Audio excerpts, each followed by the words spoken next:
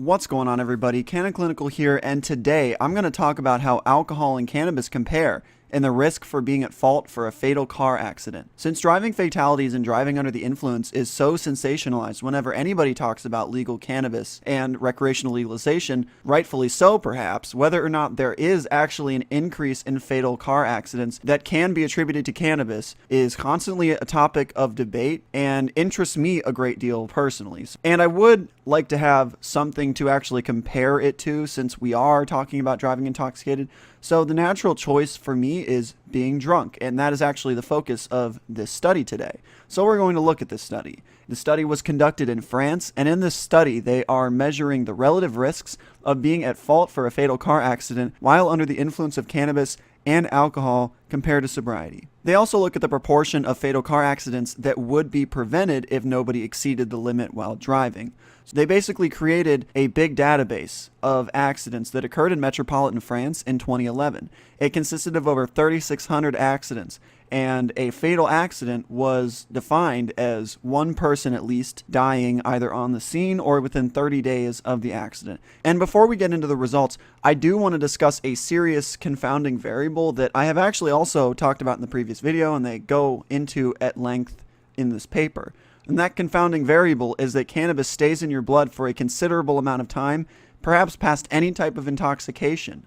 There was a study published in the journal Addiction, which tested to see if cannabis will stay in the blood of heavy cannabis users following a period of not using it at all, total abstinence. That study consisted of 25 frequent cannabis users, and after a week of not using anything, 16 of them had at least one positive THC test during those 7 days. 6 of them still had cannabis in their blood on the 7th day. That is 24% of the sample had cannabis in their blood on the 7th day of total abstinence. For urine, this detection window can potentially be much longer, extending into the months range. By comparison, alcohol takes 7 to 12 hours. The risk of being responsible for a fatal car accident under the influence increases by 17.8 times for alcohol, compared to 1.65 times for cannabis, and this translates to around 1,800% for alcohol compared to 65% for cannabis. But there is a problem. More than half of participants deemed under the influence of cannabis were also under the influence of alcohol. When this was controlled for by comparing incidents where people were positive for only THC, no alcohol or any other drug, or vice versa,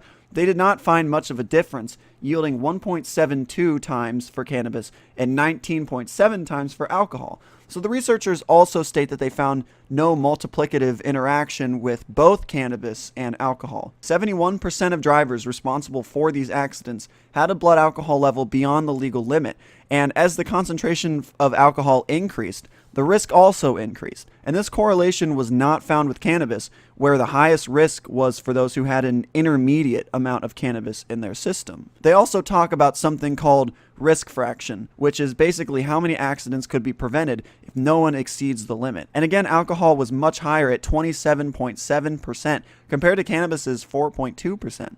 So in other words, over a quarter of accidents could be prevented if no one drank while driving, and less than 5% with cannabis. Other estimates, in fact, put alcohol contributing up to a third of fatal car accidents.